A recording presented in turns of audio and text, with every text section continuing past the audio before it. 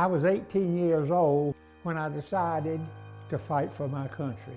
So I volunteered for the Army Air Corps, which is now the United States Air Force. And I was assigned to a B-24 Liberator on March the 19th,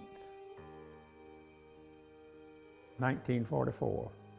My plane, along with 400 planes just like this, and we got a direct hit from a German 88. When the shell went off, it blew this hole in the side of the plane, and I caught shrapnel in my shoulder, in my pelvic, and back behind my head right here. And the plane was knocked out of formation. Once you get out of formation, you're by yourself. And that's when the German fighters come in. And they shot us down. When orders came to bail out, I looked over there and my parachute had been blown away. I caught a glimpse of the ball turret's parachute. And he had been blown away. I mean, he was killed instantly. So I used his parachute. Coming down, I was trying to pull the ripcord. I couldn't pull it because I'd been hit. So I took my hand and put on the ripcord, and I bang, bang, forcing that pin. I fell about 2,000 feet before I got my parachute open. I was falling faster because there were holes in my parachute.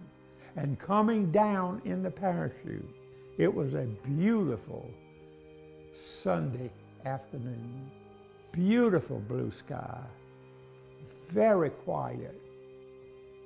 It's something that you think of when you die. And coming down in the parachute, I know I heard a voice. Fear not, for I am with you. I can hear it now. And I knew that my God was with me.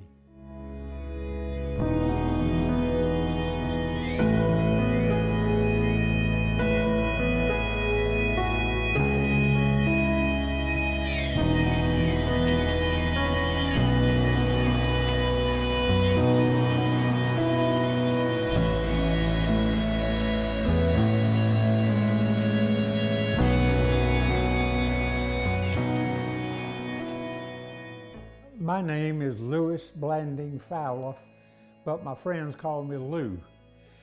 I was born and raised up in Greenville County, a little place called Fountain Inn. But Columbia, South Carolina is my home now. Sunday morning, October the 4th, Glennie woke me up early in the morning. And as I got out of bed, my feet were in water, because Gills Creek is the back boundary of my home. Water had gotten into the house. It had raised where there was 18 inches, completely flooded the inside of the house. And we had a group of fishermen in the neighborhood. They got their fishing boats and came up because the water in my front yard was 6 feet deep.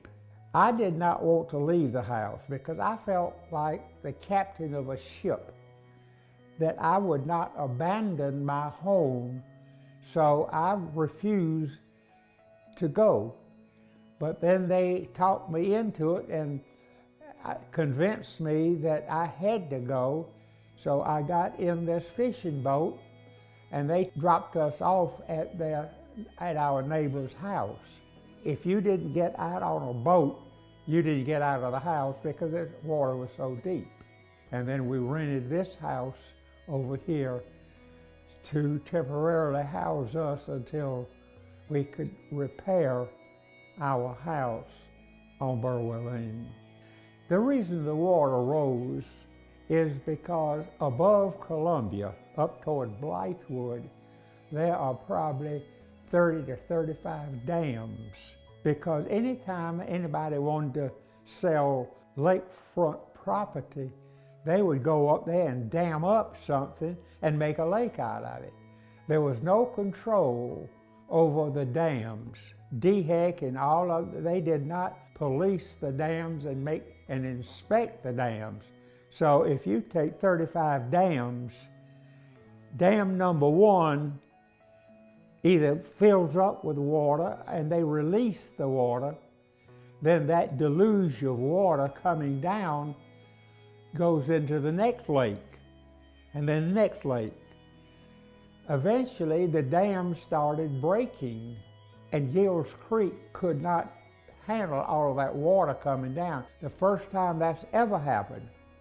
We've never had a flood before the dams broke, and that was the problem.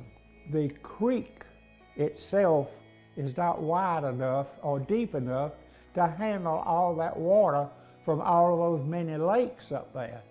At first of all, we were having concerns to rebuild. Concerns mainly those restrictions by the city of Columbia. Now, our house was built in 1955. There were a lot of things in 1955 that you did not have to comply with in 2016. And so it's under repair, has been for the last 5 months. And we can get out of here. Yeah, we're supposed to be able to get out of here the last of this month. Yeah, and we are prepared to pack up and vamonos.